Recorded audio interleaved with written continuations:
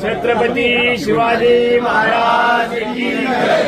छत्रपती शिवाजी महाराज की जय। हर हर महादेव, हर हर महादेव।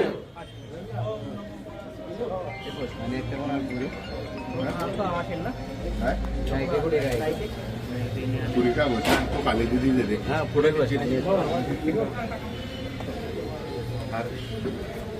जय भवानी, जय शिवाजी, जय भवानी, जय शिवाजी। छत्रपती शिवाजी महाराज की जय।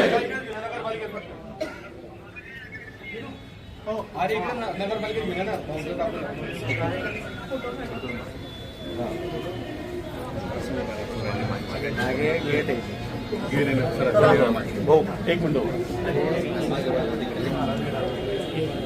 जमीन का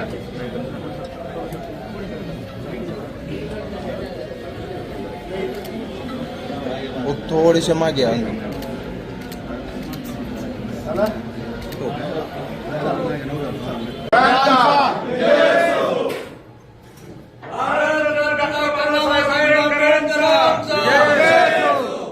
भारतरत्न डॉक्टर बाबासाहेब आंबेडकरांचा विजय असो, क्रांती ज्योतिबा फुलेंचा विजय असो, छत्रपती शिवाजी महाराजांचा विजय असो।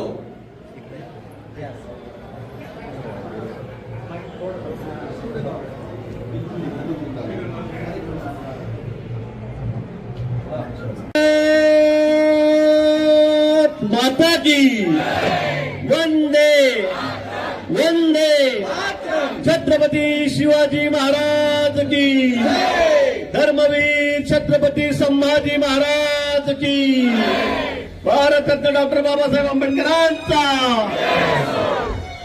मंचावर उपस्थित सर्व मान्यवर, माझ्यासमोर उपस्थित सर्व मान्यवर, सगळे नगरसेवक, उपस्थित सर्व आमचे विद्यार्थी, लेझिम पथक, बंधूंनो आणि भगिनींनो,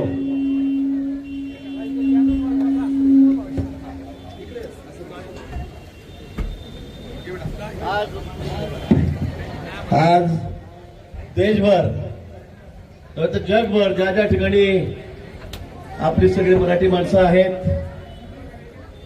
त्या आपल्या लाडक्या छत्रपती शिवाजी महाराजांची, आमच्या लाडक्या राजांची जयंती साजरी करतायत। संपूर्ण राज्यात तर तरुणाईला उधाण आलेलं आहे। सर्व तरुणाई आज रस्त्यावर आहे। रात्री 12 वाजेपासून सर्व दूर जल्लोष सुरू आहे। सर्व वातावरण हे भगवामय या ठिकाणी झालेलं आहे। आणि आज आपण आपल्या गावामध्ये सुद्धा, आपल्या तालुक्यात राजांचा हा जन्मदिवस, जयंती या ठिकाणी साजरी करतोय। सर्व खेड्यापाड्यामध्ये, प्रत्येक खेड्यामध्ये आज हा उत्सव या ठिकाणी सुरू आहे।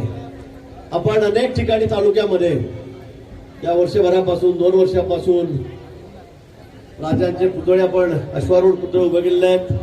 जामनेर शहरातला हा पुतळा हा महाराष्ट्रात आहे तर देशभरामधला, सिंहासनामधला सर्वात मोठा पुतळा आहे। मग गेल्याच वर्षी किंवा 1.5 वर्ष झालं असेल मला वाटतं, राजांना या ठिकाणी विराजमान केलं।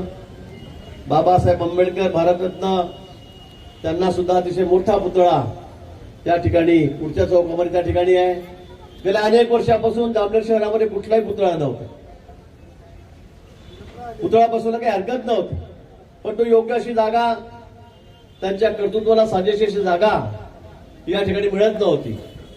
आणि सुदैवाने किंवा दुर्दैवाने म्हणून इथलं मार्केट पडायला लागलं, ते गळायला लागलं, आणि ते केव्हा पडेल हे सांगता येत नव्हतं, आणि मग ते काढावं लागलं। निश्चित काही आमचे जे व्यापारी आहेत ते अनेक वर्षापासून त्या ठिकाणी होते, त्यांनाही वाईट वाटलं की आमची जागा जाते, पण त्याची आपण व्यवस्था काय ती बघू करू। पण ही जागा अतिशय मोक्याची आहे, अतिशय चौकातली आहे। प्रत्येक येणाऱ्या जाणाऱ्याला महाराजांचं दर्शन होईल, बाबासाहेबांचं दर्शन होईल, अशा या दोन्ही जागा या ठिकाणी होत्या। आणि त्याचा फायदा घेऊन आपण इथे जवळपास 10-12 कोटी रुपये खर्च करून या ठिकाणी अतिशय असं भव्य दिव्य महाराजांचं शिल्प, पुतळा या ठिकाणी आपण उभा केलेला आहे। याचा मनस्वी आनंद आपल्या सर्व आंबेडकरांना या ठिकाणी आहे। आता इकडे जाणाऱ्या प्रत्येक माणसाला महाराजांचं आणि बाबासाहेबांचं दर्शन घेतल्याशिवाय जाता येत नाही। अजूनही आपले अनेक स्वप्न आहेत, अनेक आपल्या कल्पना आहेत। महात्मा ज्योतिबा फुले आहेत, सावित्रीबाई फुले आहेत, त्यांची सृष्टी आपल्याला तयार करायची आहे.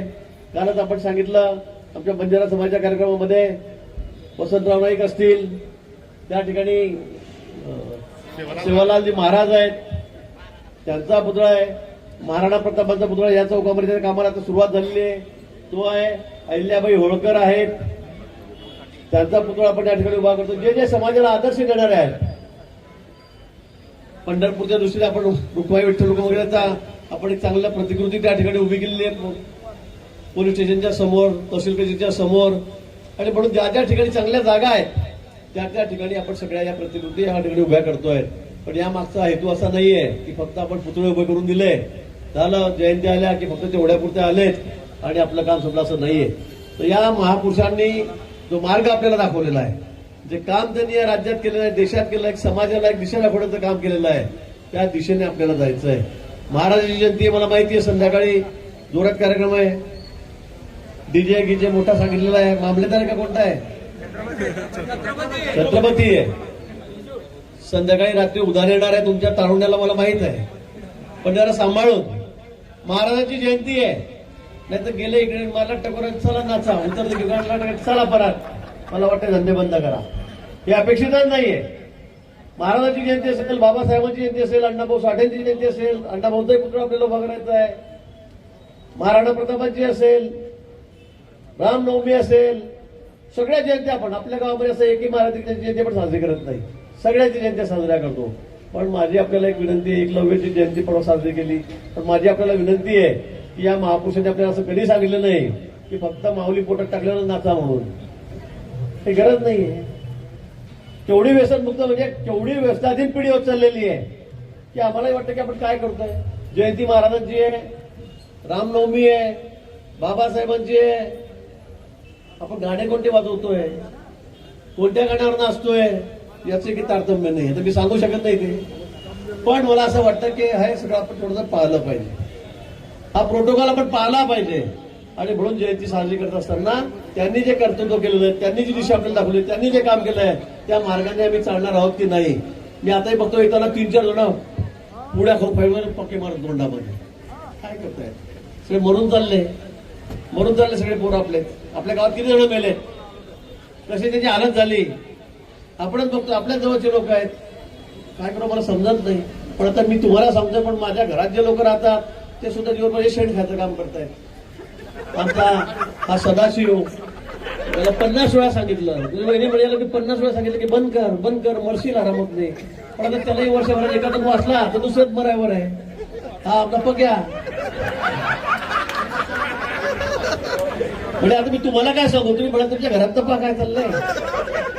हे असे निर्लज्ज लोक आपल्यामध्ये या ठिकाणी आहे. आणि खरं हे पण पाहतायत की काय कसे सडलेत, कसे, म्हणजे मी बोलू शकत नाही इतके घाण शब्दामध्ये. मोठं काम आहे, पण या कामामध्ये माझं सगळ्यात जास्त मोठं काम काय आहे, टाटा हॉस्पिटलचं आहे. टाटा हॉस्पिटलमध्ये काय काम आहे, ओरल कॅन्सर, तंबाखू कोण एकदाच गेला काय नाही. तुमच्या लक्षात यायला फर्स्ट स्टेपला खूप प्रयत्न केले तर वाचाल 5-10 लाख खर्च केले, दुसऱ्या तिसऱ्या स्टेपला जर कळालं तर तुम्हाला कोणी वाचू शकत नाही. बरं, आमचे श्रीराम महाजन पहिल्या स्टेपमध्येच आम्हाला कळाले. आमचा गोविंदा घरात काम करणारा, त्याला सुद्धा मी 2-4 महिने जर कॅन्सर टाटा ठेवला तेव्हा तो वाचला कसा तरी. म्हणजे मला असं वाटतं की तुम्ही कोणाबद्दल बोलावं, तुम्हाला काय ज्ञान द्यावं. तर 24 तास 20 तास आमच्या घरामध्ये राहतात, तेच तंबाखू दिवसभर खात राहतात, चोरून लपून इकडे तिकडे जाऊन. म्हणून मला असं वाटतं, माझी विनंती आहे की या जयंतीच्या निमित्ताने आपण आज शपथ घेऊया महाराजांना स्मरून की आम्ही आयुष्यामध्ये व्यसन करणार नाही, आम्ही तंबाखू खाणार नाही, आम्ही बिडी सिगरेट पिणार नाही, आम्ही काय ते माणिकचंद, गोवा, विमल, कमल, सुमन, काय काय कोणकोणत्या जर्दा आहेत तेव्हा कशाला खाताय. चांगलं खा ना तुम्ही, खा. 2-3-4 वर्षावर तुम्हाला मरायचं आहे, सोडून मरायचं आहे, बायका परत इथे सोडायचं आहे, आई बापाला सोडायचं आहे, तुम्हाला आम्हाला पोहोचायचं आहे. आणि म्हणून माझी विनंती आहे, दारू असेल यापासून दूर राहा, चांगलं खा, चांगलं प्या, व्यायाम करा, पळा, धावा. आणि यासाठी या जयंत्या आपण साजऱ्या करत असताना तर अजिबात असे या प्रकाराला बळी पडू नका. आणि म्हणून आज पुन्हा आपल्याला महाराजांच्या जयंतीच्या निमित्ताने मनापासून खूप खूप शुभेच्छा देतो. आपण सर्वांनी मिळून, सगळ्यांनी एकोपा आपल्यामध्ये ठेवून, एकत्रित राहून हा देश पुढे कसा जाईल, हे राज्य पुढे कसा जाईल याचा विचार केला पाहिजे. आज देशाचे पंतप्रधान नरेंद्रजी मोदी आहेत. 11 वर्षापूर्वी त्या देशाचे पंतप्रधान झाले आणि 11 वर्षामध्ये किती करामत गेली, देश किती पुढे चाललेला आहे. मोदींनी सांगितलं की ज्यावेळेला आपण 100 वर्ष पार करू स्वातंत्र्याला 2047 मध्ये, आता 27 येईल, 20 वर्षांनी हा देश जगामध्ये 1 नंबरचा देश असला पाहिजे, 1 नंबरचा देश असला पाहिजे. ते कोणाच्या भरोशावर सांगतायत? या सगळ्या तरुणांच्या. तुम्ही देशाचं भविष्य आहात, पण तुम्ही जर अशी तंबाखू खाऊन मरायला लागले माणिकचंद गोवा, तुम्ही दारू पिऊन गटारामध्ये लोळायला लागले, करायचं काय? आपला देश जगामध्ये सगळ्यात तरुण आहे.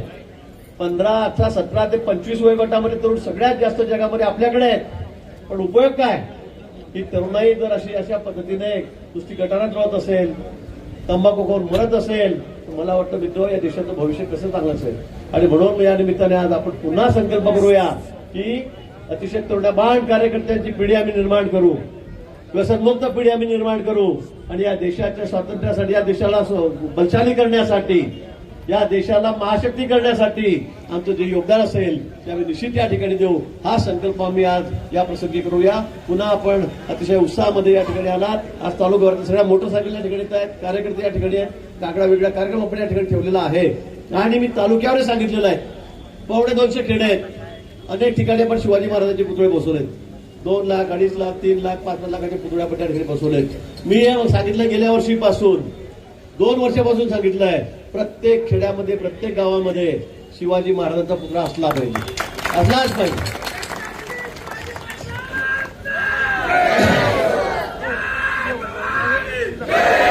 प्रत्येक गावामध्ये महाराजांचा पुतळा असला पाहिजे. त्याचबरोबर भारतरत्न डॉक्टर बाबासाहेब आंबेडकरांचाही पुतळा असला पाहिजे. दोन्ही गोष्टी आपल्याला करायच्या आहेत आणि म्हणून त्यासाठी लागणारा जो खर्च असेल, त्यासाठी जो लागणारा खर्च मी सांगितलं, कुणी वर्गणी मागू नका, तो सगळा खर्च मी करेल, CSR मधून करेल, कुठून करेल, काय करेल.